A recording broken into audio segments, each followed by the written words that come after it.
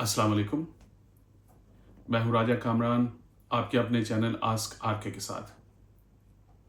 आज की वीडियो आपके कुछ सवालों पर है जो बार बार मेरे से पूछे जा रहे हैं पिछले कुछ दिनों में। एक सवाल तो ये है जो मेरी पिछली वीडियो से रिलेटेड है। वो सवाल ये है कि अपने पेरेंट्स के साथ क्या पेरेंट्स इन लॉ भी बुला सकते हैं, यानी अपने सास ससुर को भी बुला सकते हैं या नहीं बुला सकते। दूसरा सवाल ये है कि इसी के से रिलेटेड है, क्या कज़न्स को भी हम बुलवा सकते हैं। उसके अलावा एक जो बहुत ज़्यादा पूछे जाने वाला सवाल है, सिर्फ मेरे से नहीं, आप किसी चैनल पे भी जाके देखें तो बहुत ज़्यादा, खास मेरे पास तो बहुत ज़्यादा सवाल है, बल्कि कहूँगा अगर 70% तो यही सवाल है। मैंने पेपर जमा कराए थे, फ़लाँ साल में कराए थे, फ़लाँ महीने में कराए थे, कितना टाइम लगेगा, कब आ रहे हैं, कब नहीं आ रहे हैं, किसके हो गए हैं, किस महीने के चल रहे हैं, इस किस्म के सवाल। और एक आखिरी सवाल पुर्तगाल के बारे में। पुर्तगाल के बारे में ये सवाल है कि जो अभी नया कानून पास हुआ है, ये तो अब सबके इल्म में आ गया है कि कितने अरसे बाद वो पासपोर्ट का कर रहे हैं। तो शुरू करते हैं आज की वीडियो। सबसे पहला सवाल, बल्कि सवाल से भी पहले एक बात, वो ये बात ये है कि वीडियो को पूरा देखा करें शुरू से लेकर आखिर तक। इस तरह आपको बहुत से सवाल करने से ये चीज़ बचा देगी, क्योंकि कुछ बातें मैं नहीं, खाली किसी बंदे की भी वीडियो होगी तो कोई बात वीडियो के शुरू में होगी, कोई वीडियो के मिडल में होगी, कोई वीडियो के एंड में होगी। इसलिए वीडियो को पूरा देखा करें, उसको समझा करें, तो आपके बहुत से सवालों के जवाब बच जाते हैं।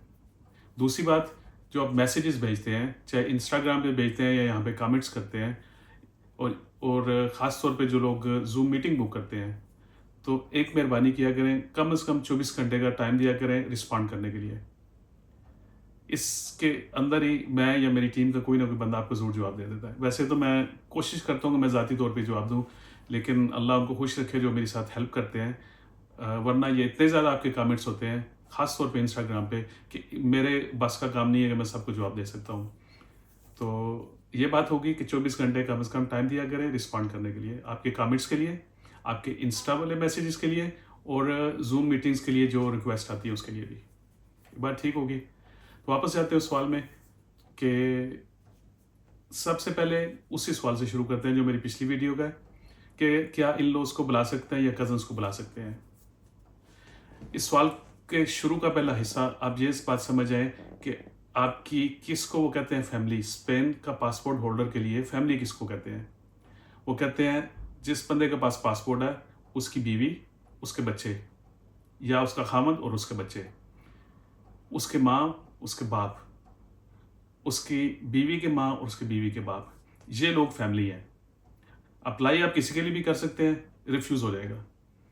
और अगर कोई एक फ्लूक लग गई, किसी का लग भी गया, तो उसका ये मतलब नहीं कि सबका हो जाएगा। लेकिन ये वाले जो लोग हैं, यानी जो पासपोर्ट होल्डर है, उसकी माँ, उसका बाप, उसकी बीवी या खामद और उसके बच्चे, उसकी सास और उसके ससुर, इन सब का वीज़ा लग जाता है रिक्वायरमेंट्स पूरी करके। वैसे नहीं, जो अगर आपने देखना है रिक्वायरमेंट्स क्या है, तो मेरी पुरानी वीडियो देख लें जो मैंने इससे पहले पोस्ट की हुई है कि स्पेनिश पासपोर्ट वाले अपने माँ बाप को कैसे बुला सकते हैं, उनकी एज क्या है, रिक्वायरमेंट्स क्या है, सब कुछ उसमें लिखा, मैंने आपको बताया उसमें। और कज़न्स आपके किसी तरीके से भी फैमिली का हिस्सा नहीं है। इसलिए अगर कोई कहे कि जी मेरे कज़न मुझे बुला सकते हैं, मेरा मामू मुझे बुला सकते हैं, मेरी खाला मुझे बुला सकती है, मेरी बहन भाई मुझे बुला सकते हैं, यस वो आपके लिए अप्लाई कर सकते हैं, लेकिन वो गारंटी नहीं है कि आपका वीज़ा लग जाए। कोशिश कर सकते हैं लेकिन गारंटी नहीं है। और उसके लिए भी उनकी इनकम ख़ास होनी चाहिए, उससे कम सारी चीज़ों के ऊपर आपका काम नहीं बनेगा। रिक्वायरमेंट्स पूरी होंगी तो फिर होगा। और इसमें अगर किसी को हेल्प चाहिए तो फीस के साथ हमारी लीगल टीम हेल्प कर सकती है। और ज़रूरी नहीं कि मेरी लीगल टीम से आप हेल्प लें, किसी वकील से रब्ता कर लें, किसी कंसल्टेंट से नहीं। मैं बार बार ये बात रिपीट करता हूँ, वकील की फ़ीस ज़्यादा होती है, मैं समझता हूँ, लेकिन वकील को ये पता होता है कि क्या करना है। कंसल्टेंट ने सिर्फ आपकी एप्लीकेशन अपलोड करनी होती है, वो आप खुद भी कर सकते हैं, उसका वो कोई फ़र्क नहीं पड़ता। एक सवाल आपका ये पूरा हो गया। दूसरी बात कि स्पेन एम्बेसी कितना टाइम लगा रही है, किस महीने का इस वक्त चल रहा है, किस साल के इस वक्त वीज़ा लग रहे हैं। तो भाई स्पेन एम्बेसी का, जैसे कहते हैं ना हम अपनी ज़बान में, कोई दीन ईमान नहीं है, उनको कोई पता नहीं है। मैंने अपनी एक वीडियो में पहले भी बताया कि सितंबर की 10 तारीख रेजिडेंसी वाले बंदे ने अप्लाई किया है और 4 अक्टूबर को उसके पास कॉल आ गया कि अपने पासपोर्ट कलेक्ट कर लो, वीज़ा लग गए हैं। ऐसी मिसालें मौजूद है, हफ्ते में, 10 दिन में, 4 दिन में, 5 दिन में लोगों के लग रहे हैं। ये सारी तब्दीली आई है मई 2025 वाले नए कानून की वजह से। जो मई 25 से पहले वाले लगे हुए हैं केस, उनमें टाइम लग रहा है। आप दूसरों को जल्दी देख के परेशान ना हो, बल्कि दुआ करें कि आपके केस भी चले। जो बार्सिलोना से कर रहे हैं, अप्रूवल के लिए भी यहाँ से 8-9 महीने लग जाते हैं, अप्रूवल लेटर के लिए भी। बाकी जो 3-4 महीने में हो जाता है।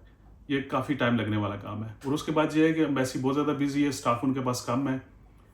और अगर किसी को ज़रूरत हो तो आप खुद ज़ाती तौर पे उनको ईमेल करें, लेकिन राइट ईमेल पे करें।